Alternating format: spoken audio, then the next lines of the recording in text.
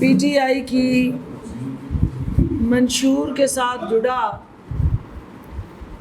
Budget جو ہے وہ عوام کی امنگوں کی ترجمانی کرتے ہوئے پیش کرنے جا رہی ہے۔ انشاءاللہ پی ٹی آئی کی قیادت کی جو ترجیحات ہیں، جو اس بجٹ کے اندر عوام دوست، پرو بزنس، کاشتکار، مزدور، محنت کش، تنخواہ دار طبقے، غرض کے ہر وہ شخص جس کے بنیادی حقوق کے تحفظ کی حکومت ذمہ دار ہے، اس بجٹ کے اندر اس میں عملی عکاسی نظر آئے گی۔ چونکہ آپ کو پتہ ہے کہ کسی بھی حکومت کی جو بجٹ کی ترجیحات ہیں وہ آپ کی ریونیو اور ریکوریز کے ساتھ جڑی ہوتی ہیں۔ کوئی حکومت بھی بغیر ٹیکس کلیکشن، ریونیو جنریشن اور اپنے ساتھ ایسوسیٹڈ اداروں کی پرفارمنس اور سروس ڈیلیوری کے بغیر اپنے ٹارگٹس اور اہداف حاصل نہیں کر سکتی۔ ایسا ہی ایک ادارہ جو آپ جانتے ہیں کہ اس سے پہلے پی ایم ایل این کی حکومت میں وہ اینٹی کرپشن کا ادارہ جو تھا اس کو جس طرح سے ریڈنڈنٹ کیا گیا، اپاہج کیا گیا، اس کو پولیو زدہ کر کے ان کے ہاتھ پاؤں جو ہیں وہ مفلوج کر دیے گئے، اور اس اینٹی کرپشن کے ادارے کو صرف اور صرف شاہی خاندان کے خواہشات کے ساتھ جوڑا گیا، ان کے فرمودات کے تابع بنایا گیا، اور اس ادارے کا جو رول تھا کہ اس نے معاشرے کے اندر جتنی بھی سرکاری سطح پہ، غیر سرکاری سطح پہ اور اوورال معاشرے کے اندر جتنے بھی ناسور اور کالی بھیڑے ہیں ان کا نہ صرف احتساب کرنا ہے بلکہ ان کو کیفر کردار تک پہنچانے کے لیے قانون کی چھتری کے نیچے لانا ہے۔ بدقسمتی سے پنجاب کے اندر 10 سال سرکاری چھتری کے نیچے کرپشن پروان چڑھتی رہی۔ سرکاری تحفظ میں جو کرپشن کی داستانیں لکھی گئیں، اس حکومت نے اقتدار میں آنے کے بعد وزیر اعلیٰ پنجاب عثمان بزدار کی قیادت میں وزیر اعظم عمران خان کی دی ہوئی ہدایات کی روشنی میں جو کامیابیاں سمیٹی، آج وہ آپ کے سامنے رکھنے جا رہی ہوں، کیونکہ جب ادارے ریکوری کریں گے، ادارے جو کرپشن اور کرپٹ پریکٹسز کو روکنے میں معاون اور کلیدی پارٹنر بنیں گے، تو الٹیمیٹلی پاکستان کے اندر اس وائرس کا خاتمہ کرنے میں نہ صرف مدد ملے گی، کرپشن فری پاکستان کا جو خواب ہے، اور پھر کرپشن فری پنجاب جو وزیر اعظم کی ویژن اور وزیر اعلیٰ پنجاب کی قیادت میں آگے بڑھ رہا ہے، اس کو ایک عوامی امنگوں کے ساتھ جوڑتے ہوئے اداروں کو بااختیار بنانے کا،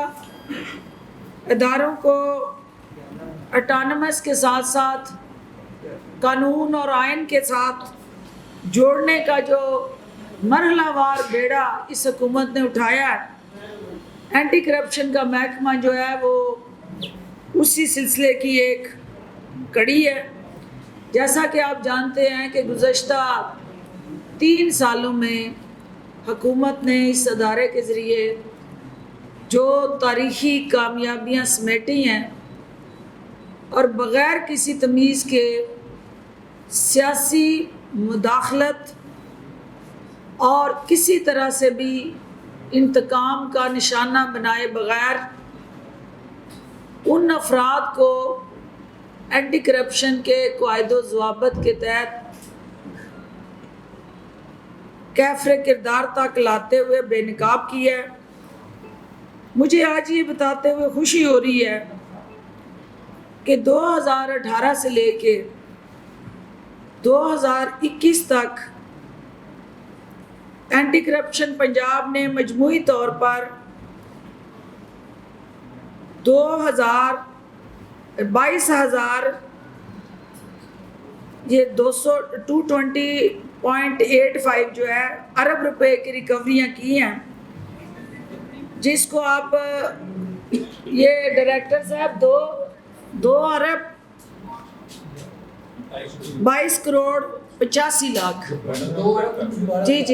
22.85 ارب، اس کو آپ پڑھ لیں کہ یہ کس طرح سے 220.85 ارب کی ریکوری، 22 ارب 85 crore. Thank you for the تصحیح۔ اور اس کے اندر جو ہے وہ اس میں بھی وہی فگر لکھی ہوئی ہیں جو مجھے دکھا رہا ہے۔ اس کا جو 193.8 ارب ہے وہ سرکاری زمین کے قبضہ مافیا سے واگزار کر کے وہ ریکور کیا گیا ہے۔ اس میں سے 24 ارب روپے کی وہ قیمتی سرکاری زمین بھی ہے جو 43 نون لیگی ممبران قومی اور صوبائی اسمبلیوں سے بڑے اور چھوٹے میاں کے وزراء، مشیر اور خاص طور پہ وہ بیچارے جن کے پاس کچھ نہیں لیکن سرکاری زمینوں پہ قبضہ کر کے انہوں نے وہاں پلازے بنائے، سینما گھر تعمیر کیے، پیٹرول پمپ اور دیگر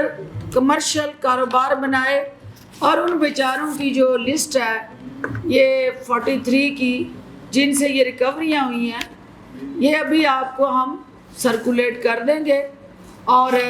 آپ وہ ان پردہ نشینوں کے نام سنتے رہے ہیں لیکن ان کی کارستانیوں سے بھی آپ آگاہ ہوں گے۔ اس کے علاوہ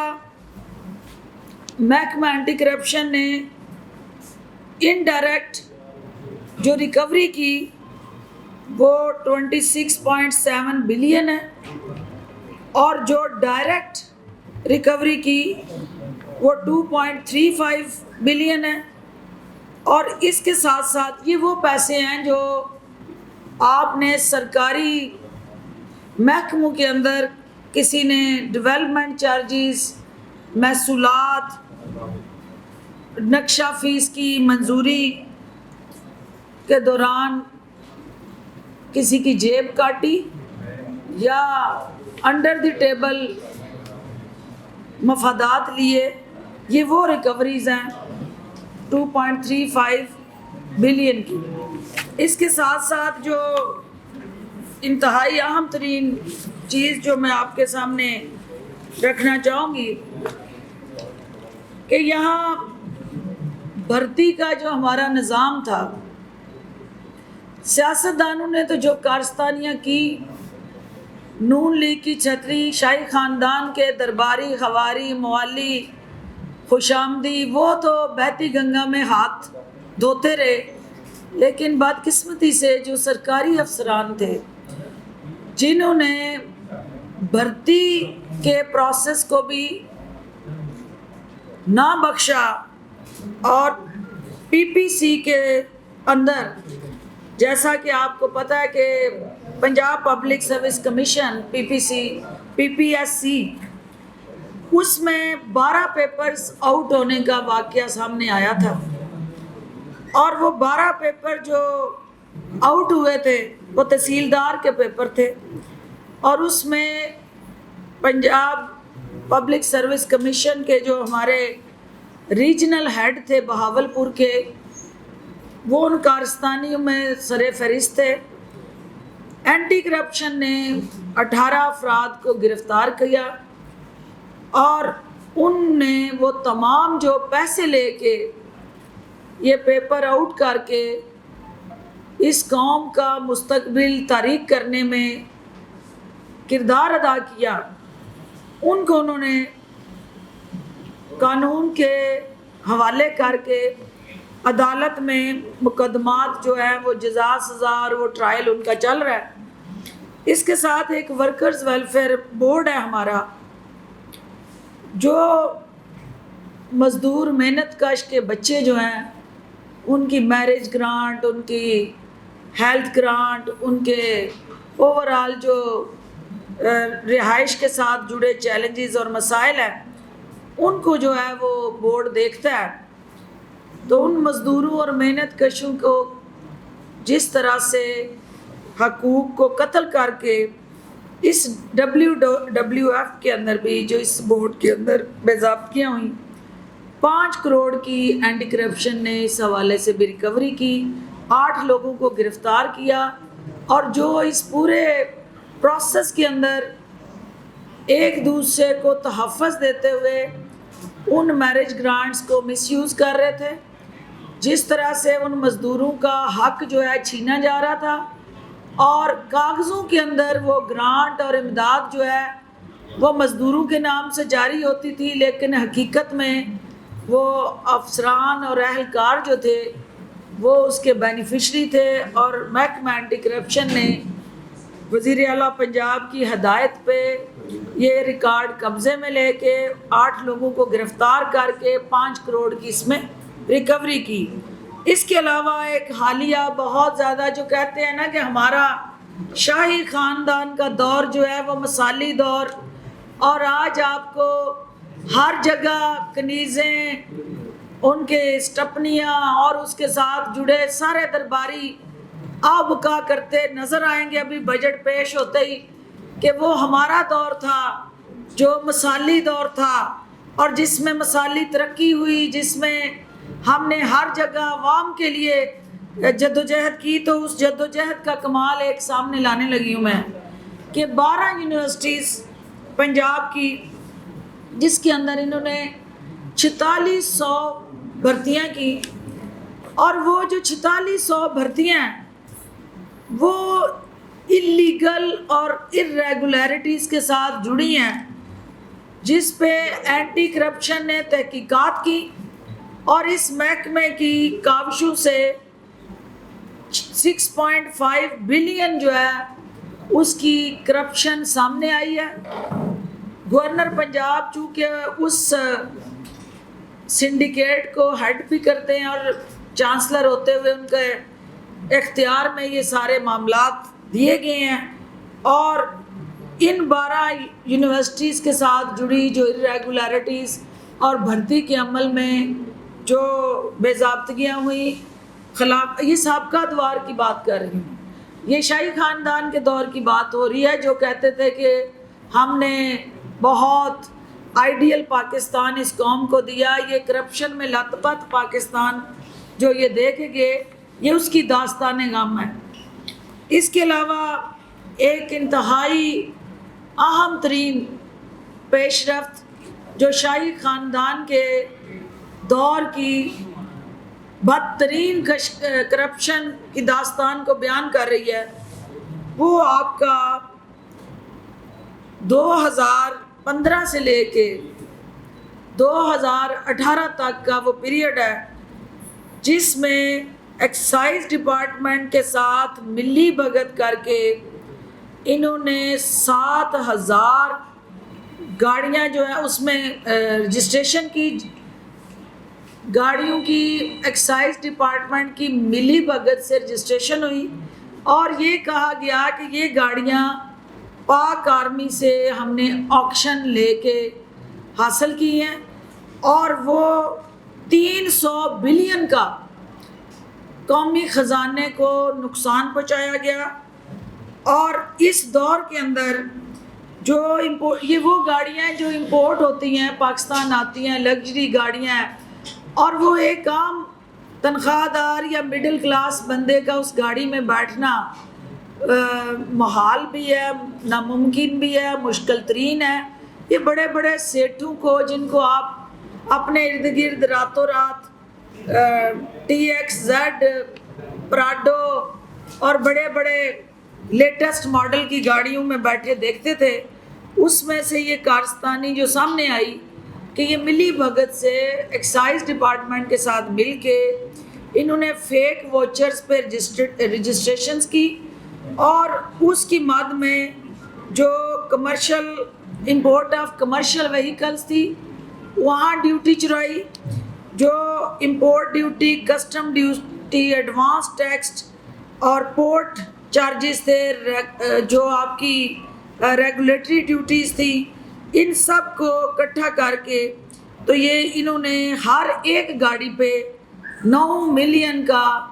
لاس جو ہے، یعنی کوئی 90 لاکھ کے قریب جو ہے ڈیوٹی کی مد میں، ایکسائز ڈیوٹی کی مد میں وہ لاس جو ہے وہ قومی خزانے کو پہنچایا۔ یہ محکمہ اینٹی کرپشن کی ناڈر بہادر ٹیم نے وزیر اعلیٰ کے نوٹس میں جب یہ سکینڈل اور سکیم لائے تو اس کی خفیہ تمام تحقیقات ہوئی، خفیہ اداروں کی معاونت اور سپورٹ کے ساتھ یہ سکینڈل پکڑا گیا، اور 300 ارب روپے کا جو قومی خزانے کو زہر کا ٹیکہ لگایا گیا تھا، وہ یہ پیسے جو ہیں انجیکٹ کر کے اس خزانے کو تقویت دینے کے لیے یہ ملٹی وائٹامنز اور طاقت کے نیورو بیان کا کردار ادا کرنے جا رہے ہیں، کیونکہ جہاں معیشت تباہ حال، آپ کے خزانے کے اندر قرضے لے کے آپ ان کے لیے ہوئے قرضوں کا سود ادا کر رہے ہوں، تو ایسی صورتحال میں جہاں پہ جس ادارے نے ریونیو لینا تھا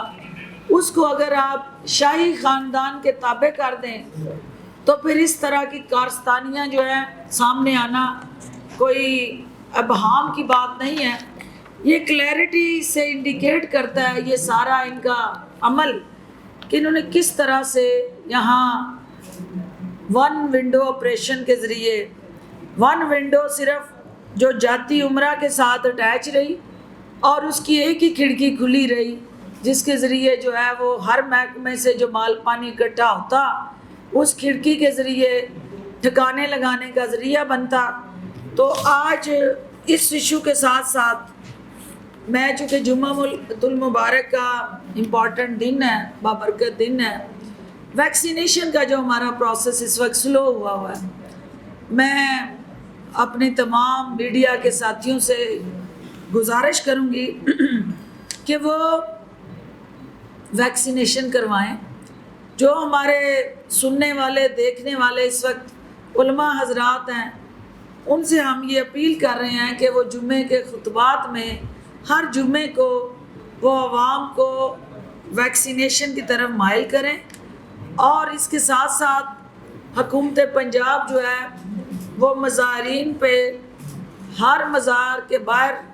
جو زائرین آ رہے ہیں وہاں ہم ویکسینیشن ڈیسک لگانے جا رہے ہیں، تاکہ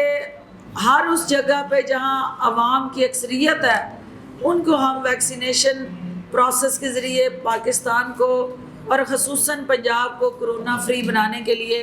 عملی اقدامات کریں۔ آخری بات جو میں کہنا چاہوں گی کہ جو ابھی میرے بھائی ارشد انصاری صاحب نے آپ سے کی، یہ آپ جانتے ہیں کہ اس حکومت نے صحافتی برادری کے لیے جو ان کی بنیادی حقوق کے تحفظ کا عزم لے کے نکلی ہے، اس میں صحافی کالونیوں کے اندر جو فیصلے تعطل کا شکار ہیں ان کے حوالے سے بھی فی الفور جو ہے ہمیں اپنی ترجیحات کو از سر نو ایویلویٹ کرنا ہے، انالائز کرنا ہے۔ وزیر اعلیٰ پنجاب کی قیادت میں ارشد انصاری صاحب، خواجہ صاحب یہاں بیٹھے ہیں، فاروقی صاحب بیٹھے ہیں،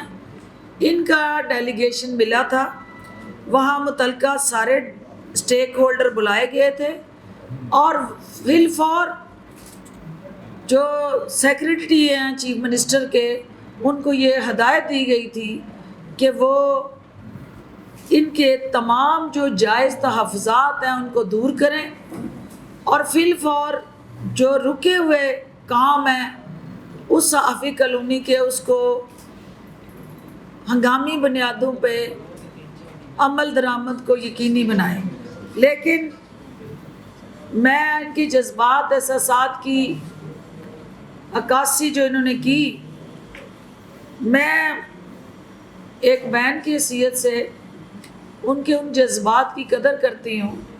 لیکن دیکھنا یہ ہے کہ کچھ چیزیں جو ہیں وہ جوش سے کرنے والی ہوتی ہیں، کچھ چیزیں ہوش سے کرنے والی ہوتی ہیں. جہاں جوش دکھانے کی ضرورت تھی آپ کی بہن نے وہ دکھایا اور آپ نے دیکھا کہ جوش والی جگہ پہ ہوش پھر پیچھے رہ جاتا ہے. تو جوش دکھانا جو ہے وہ مجبوری بن جاتی ہے، کیونکہ سب سے پہلے آپ کی جو عزت نفس ہے اس کا تحفظ یقینی ہوتا ہے. اور میں سمجھتی ہوں کہ جو اس وقت میرے بھائی نے یہاں کھڑے ہو کے جوش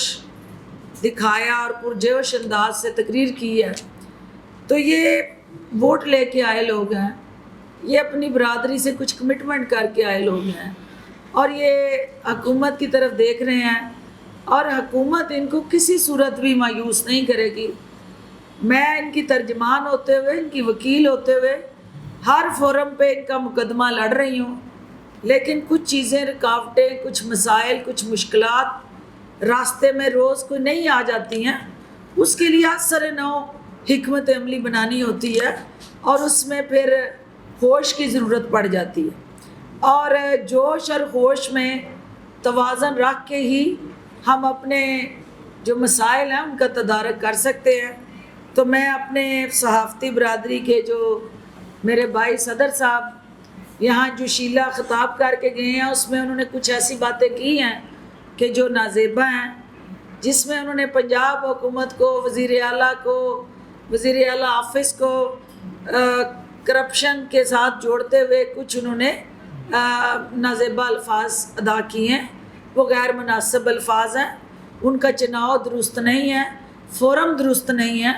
اور ان کی جو اگر وہ سمجھتے ہیں کہ کہیں پہ کوئی ایسی چیز حقیقت کے ساتھ جڑی ان کے پاس ہے، میں سب سے پہلے پوری میڈیا کے سامنے انہیں آفر کرتی ہوں کہ آپ یہاں لائیں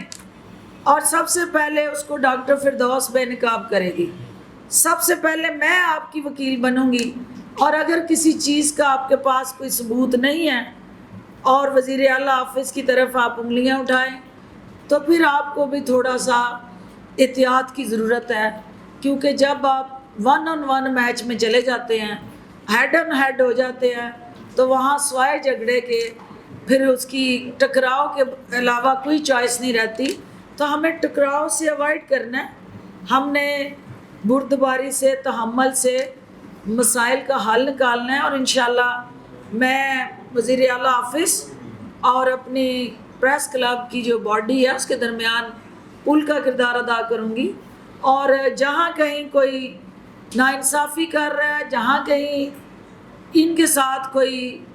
دانستہ یا غیر دانستہ ڈیلینگ ٹیکٹکس استعمال کر کے ان کو پریشان کر رہا ہے، تو میں آپ کو یقین دلاتی ہوں خواجہ صاحب، فاروقی صاحب، ارشد انصاری صاحب اور ساری پریس کلب کی ٹیم کو کہ وہ شخص جو ہے وہ نہ آپ کا ہمدرد ہے، نہ وزیر اعلیٰ کا ہمدرد ہے، نہ اس حکومت کا ہمدرد ہے. کیونکہ یہ حکومتی پالیسیز کی نفی ہے اور خلاف ورزی ہے، اور اس کو بے نقاب کر کے وزیر اعلیٰ کے سامنے لانا میری ذمہ داری ہے اور میں ضرور لاؤں گی. اگر کوئی چیز اپنی جگہ سے 1 انچ آگے نہیں سلتی، میں ایشوز کے اوپر آپ کو سارے ایشوز زبانی پر ہے، مجھے پتہ ہے کچھ بھی نہیں آگے بڑھا. اس کو ہم دوبارہ بیٹھ جاتے ہیں، دوبارہ بیٹھ جاتے ہیں. ڈاکٹر صاحب بڑا کلیئر پوائنٹ یہ ہے کہ یا تو وہاں بیٹھے ہوئے لوگ آپ کی گورنمنٹ کو خراب کر رہے ہیں، یا دیز پیپل آر کرپٹ. وہ کرپٹ لوگ ہیں جنہیں صحافیوں سے کچھ نہیں مل رہا اور وہ کہتے ہیں کہ راستے کو روکی رکھو. ڈاکٹر فردوس عاشق امان اتنی مرتبہ کہہ سکتی ہے، کہہ دیں گے چیف منسٹر ایک ورڈ دے رہا ہے اور چیف منسٹر خود کہہ رہے ہیں کہ یہ کام کر کے مجھے دو. ایسی صورت میں ہمارے پاس Arshad Ansari is very much right. ہمارے پاس صرف ایک ہی آپشن بچتا ہے کہ ہم بھرپور طریقے سے پروٹیسٹ کریں, اسمبلی کا بائیکاٹ کریں, یا آپ کے سامنے اپنا پروٹیسٹ رجسٹر کروائیں. اور آج کی جو بھی ہوا ہے اس کا مقصد یہ تھا کہ ایک ویک اپ کال کہ بس بہت ہوگی ہمارے ساتھ. حاج صاحب, میں آپ کے جذبات احساسات کی قدر کرتے ہوئے کل جو ہے آل آؤٹ جاؤں گی, اور اگر آپ کی یا میری کوئی بات نہیں مانتا اور آپ کے جائز حقوق آپ کو نہیں دیتا تو جہاں آپ بائیکاٹ کر رہے ہوں گے آپ کی بہن بھی ساتھ ہی بائیکاٹ کرے گی. ٹھیک ہے جی. ابھی آپ نے بات کی کہ آپ کی حکومت جو ہے وہ بڑے اچھے کام کر رہی ہے, عوام کی بڑی فلور میں بول کے آپ نے باتیں کی اور اپوزیشن کو کافی ٹھنڈا ڈالا. کیا وجہ ہے کہ آپ کی حکومت ابھی جو آپ سے کچھ دیر پہلے بجٹ بھی پیش اسلام آباد میں ہو جائے گا, اطلاعات آ رہی ہیں کہ صرف جو عوام جو سرکاری ملازمین ہیں ان کی تنخواہوں میں ہی 10% اضافہ کیا گیا جبکہ مہنگائی کئی سو گنا بڑھی ہے. تو کس طرح آپ عوام کی توقعات کا پورا اتریں گے؟ آپ کے بیانات اور آپ کا عمل وہ بالکل مختلف ہے. بات یہ ہے کہ یہ فیڈرل گورنمنٹ کا جب بجٹ پیش ہوگا, فیڈرل گورنمنٹ کے اسپوکس پرسن اس پہ تفصیل سے بات کر لیں گے. جب ہمارا ہوگا تو اس میں آپ کو اچھی خبریں ہیں, اور انشاءاللہ عوام کی بہتری کے لیے وزیر اعظم کی جو محنت ہے اس بجٹ میں ضائع نہیں جائے گی. جو آج بجٹ سامنے آ رہا ہے وہ آپ کی جو جہاز کے سارے ٹائر فلیٹ کر کے انجن سیز کر کے ٹیک آف اس معیشت کا روک کے چلے گئے تھے, آپ وہ جے بی مورگن کی رپورٹ پڑھ لیں, سارے معاشی اشاریے دیکھ لیں, گروتھ ریٹ کو دیکھ لیں, ریمیٹنسز کو دیکھ لیں, کرنٹ اکاؤنٹ جو ہمارا خسارہ تھا اس کو دیکھ لیں, ایکسپورٹ کو دیکھ لیں, تو سارے اشاریے مثبت ہیں. اور اس کا مطلب یہ ہوا کہ جہاز جو ہے اوور آل ہو گیا ہے اور ٹیک آف کر کے عوام کی فلاح و بہبود کے لیے اپنی منزل کی طرف اڑنے والا ہے. میڈم ابھی آپ نے بتایا کہ 300 ارب روپے کا اسکینڈل پکڑا آپ نے ایکسائز کی. قرآن گجر جو اس اسکینڈل کا مرکزی کردار تھا وہ باہر ہے, آپ کا ای ٹی او ایکسائز وہ باہر ہے, وہ تمام لوگ جو ہیں جو اس اسکینڈل کے مرکزی کردار تھے وہ تمام کے تمام اس وقت باہر ہیں, انجوائے کر رہے ہیں اپنا سب کچھ, اور کوئی 1 روپے کی بھی ریکوری جو ہے ابھی تک نظر نہیں آ رہی. اچھا, اس میں 2 چیزیں امپورٹنٹ ہیں. پہلی بات تو یہ ہے کہ جو ای ٹی او موجودہ ہے اس کی بات تو ہو نہیں رہی ہے, تو آپ کو بتا رہے ہیں کہ 2015 سے 2018 تک کا اسکینڈل ہم لے کے آئے. ان کو جو شخص بھی سرکاری ملازم اس پورے اسکینڈل میں آئیڈینٹیفائی ہوا, یہ ہوا میں تو نہ گاڑیاں رجسٹر ہوئی ہیں اور نہ ہوا میں کسی نے یہ فیک واچر اور ڈاکومنٹ بنائے. ظاہر ہے سرکاری افسران کی ملی بھگت سے بنے ہیں, اور میں آپ کی اس بات سے ایگری کرتی ہوں کہ یہ ہو نہیں سکتا کہ آپ کوئی اسکینڈل جو ہے اس کو پکڑیں تو ریکوری جو ہے وہ نہ ہو, اور جو ذمہ دار ہیں ان کو سزائیں نہ ملیں. ریکوری بھی ہو رہی ہے, کیسز عدالتوں میں ہیں, اور عدالت کا یہ استحقاق اور اختیار ہے وہ کسی کی اگر ضمانت لے لیتی ہے یا اس کی پری اریسٹ بیل جو ہے اس کو مل جاتی ہے, تو ہمارا کام ہے کہ اس کی بیل کو کینسلیشن کے لیے آگے اپنی ترجیحات لے کے چلنا اور اس کو ہر صورت میں جیل کی سلاخوں تک پہنچانا. ہم وہ اپنا کام کر رہے ہیں. تھوڑا سا عدالتی سطح پہ بھی پریس کانفرنس کسی جگہ آپ کو موقع ملے تو آپ وہاں پہ بھی یہ بات اٹھایا کریں کہ انڈیو ایسے مافیاز اور ہمارے جو گینگز کسی بھی جگہ عوام کے حقوق کے قتل میں ملوث ہوتے ہیں ان کو اس طرح سے ضمانتیں نہیں ملنی چاہیے, انہیں جیل کی سلاخوں کے پیچھے جانا چاہیے تاکہ لوگ جو ہیں ان کی حوصلہ شکنی ہو, جرائم جو ہے اس میں کمی آئے. جب وہ ضمانتیں کرا کے سرے عام پھر دندناتے پھرتے ہیں تو اس سے جرم جو ہے اور زیادہ تقویت پکڑتا ہے, تو حکومت جو ہے وہ اپنی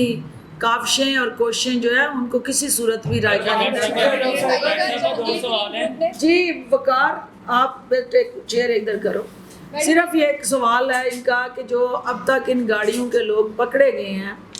اور سرکاری یہ جو ہمارے 300 بلین کا جو ہم کہہ رہے ہیں کہ 900 ملین پر کار جو ہے وہ لاس ہوا ہے وہیکل پر وہیکل, تو وہ یہ کہہ رہے ہیں کہ ان جو ای ٹی او ہیں یا متعلقہ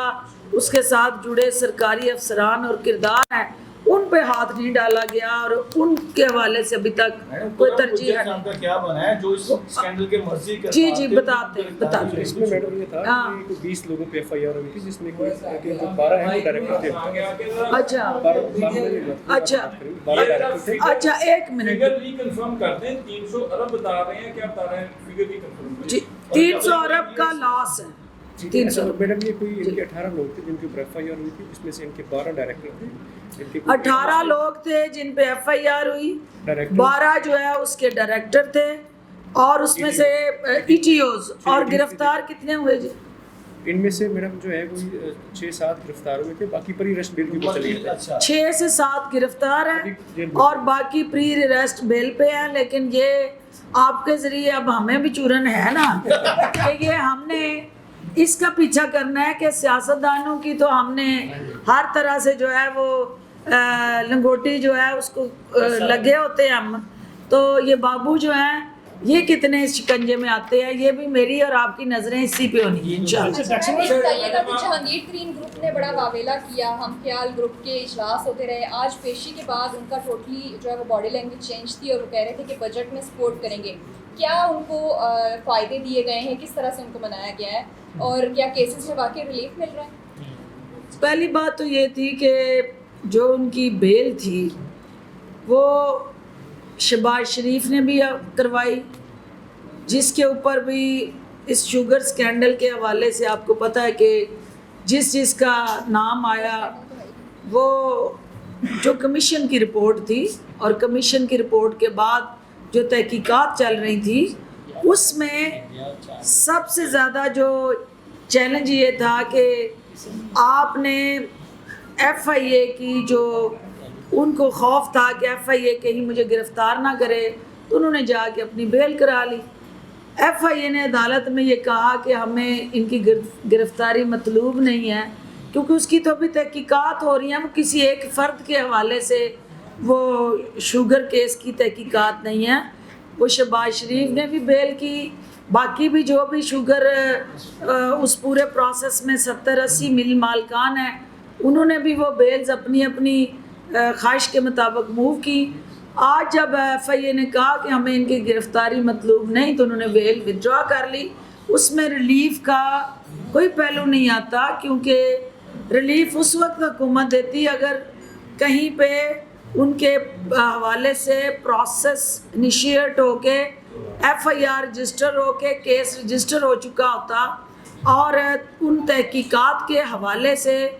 وہ اپنی اس گرفتاری سے بچنے کے لیے بیل لینے کے لیے جاتے. تو جس نے گرفتار کرنا ہے جب وہ کہہ رہا ہے کہ اس کیس میں یہ مجھے مطلوب نہیں ہے تو وہ ریلیف کا پھر سوال پیدا نہیں ہوتا. میڈم جو آپ کی ویڈیو آئی ہے آگا نے ایک بار پھر بیان یہ دے دیا کہ پہلے سے زیادہ کرپشن کا ریٹ ہو گیا. ایک گروپ کو آپ سے مان جاتا ہے، ترین گروپ مان جاتا ہے، تو دوسرا جو گروپ ہے اتحادیوں کا وہ ایسے جملے ایسے بیان دینا شروع کر دیتا ہے. اس کی کیا وجہ ہے؟ وہ آپ سے پھر کیا دوبارہ دفعہ ہو گئے ہیں؟ نہیں ایسی بات نہیں ہے. دیکھیے آپ ان کے بیان کو وہ توڑ موڑ کے سن رہے ہیں،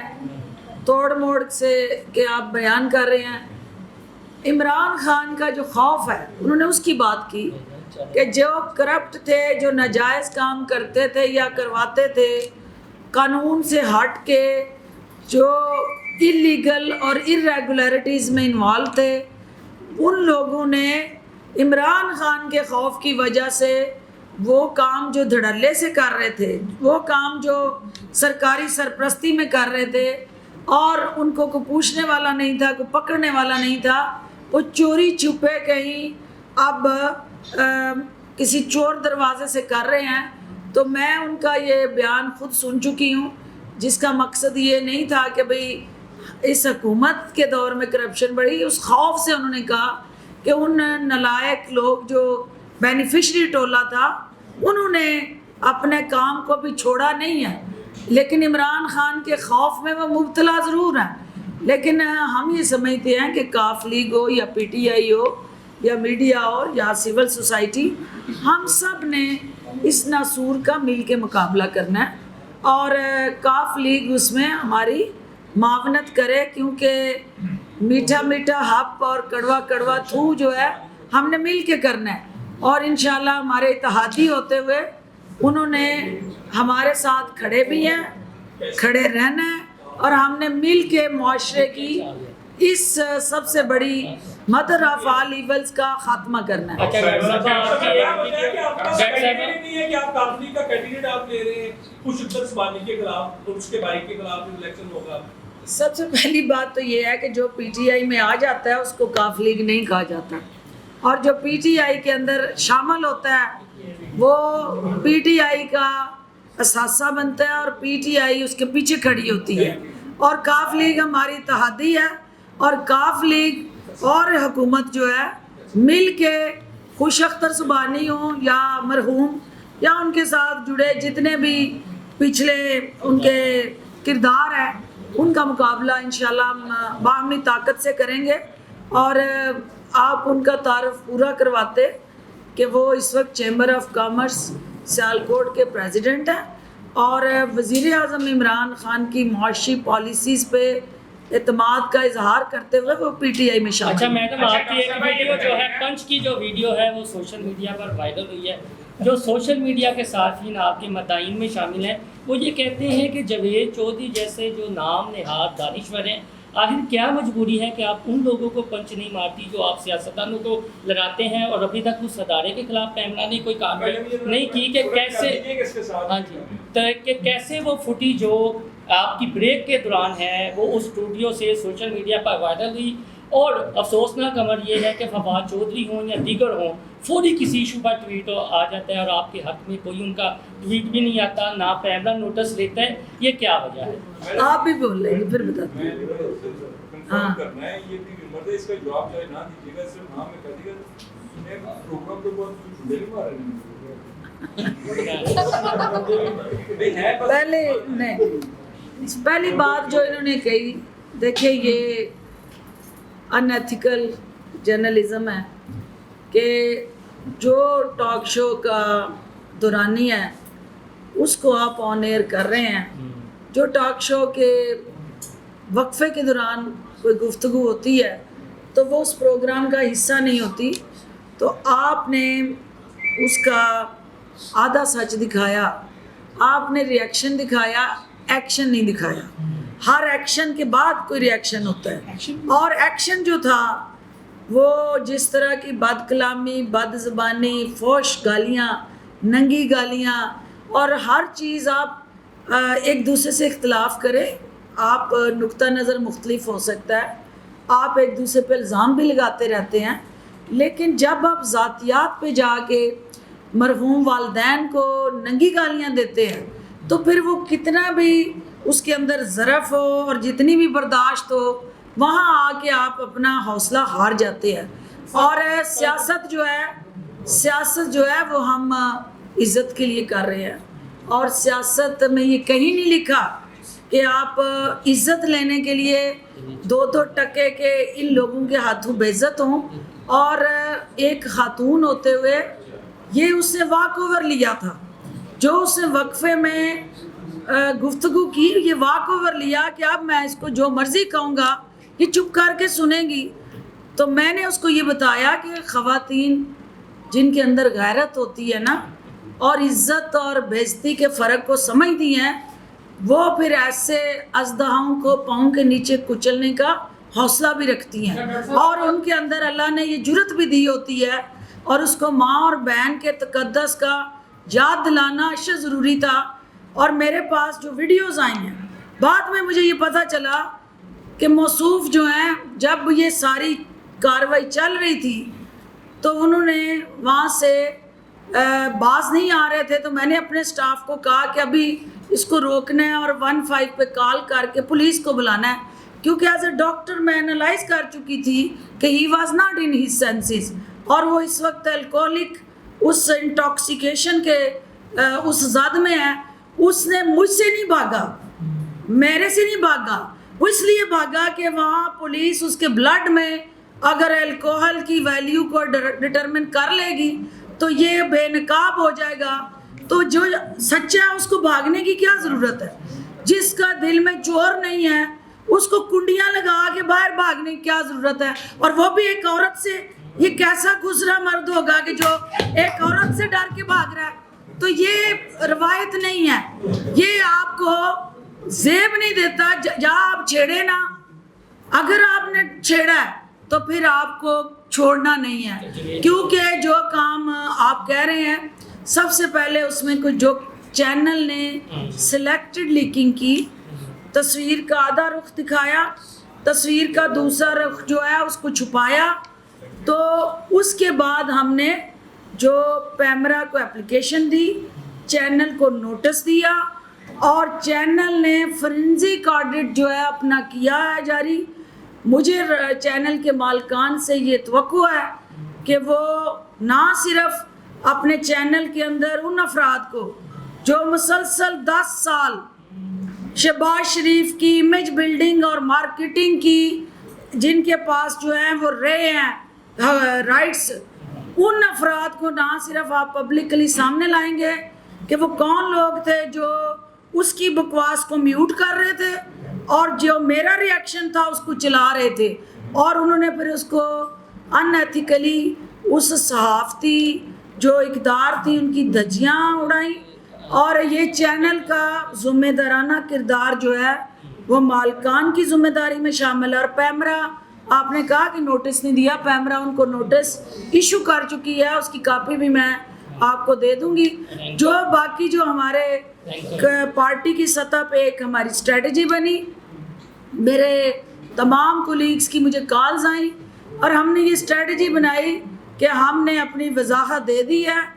ہمارا چونکہ کل بجٹ تھا, اقتصادی سروے پیش ہو رہا تھا, اقتصادی سروے ہماری اچیومنٹ تھی. ہماری حکومت کا نئے وزیر خزانہ کی اس حکومت کے لیے ایک بہتری کی نوید تھی. ہم اس کو اس دھنگا مشتی کی نظر نہیں کرنا چاہتے تھے, اور ہم آئینی اور قانونی محاذ پہ اس واقعے کا جو ہے وہ ہر حال میں دفاع کریں گے, کیونکہ ہم یہ سمجھتے ہیں کہ یہ میرے ساتھ نہیں, ایسے کالی بیڑے, اور یہ پیپلز پارٹی کا وتیرہ بھی نہیں ہے. میں یہ بے نظیر بھٹو شہید کی جماعت میں رہی ہوں, مجھے پتہ ہے کہ وہاں اس طرح کے کسی عمل کو کوئی بھی انکریج نہیں کرتا. تو یہ جو شخص جو ہیں, ان کا مائنڈ سیٹ اس وقت ڈس اورینٹیشن, مینٹلی ڈس اورینٹیشن ہونا, اور ایک ٹائم اینڈ سپیس سے باہر جا کے اس طرح کی گفتگو ان کی جو ہے وہ یقیناً پی ٹی آئی,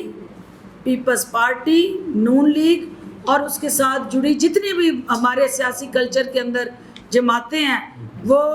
کوئی بھی اس کی اجازت نہیں دے سکتا کہ آپ اپنا اختلافی نقطہ نظر جو ہے اس کو والدین کی ننگی گالیوں کے ساتھ جوڑ دیں اور خواتین کی تضحیق کریں, اور اس طرح کا جو ہے وہ آپ مظاہرہ کریں کہ جو آپ کو پھر کنڈیاں لگا کے بھاگنے کی نوبت آئے.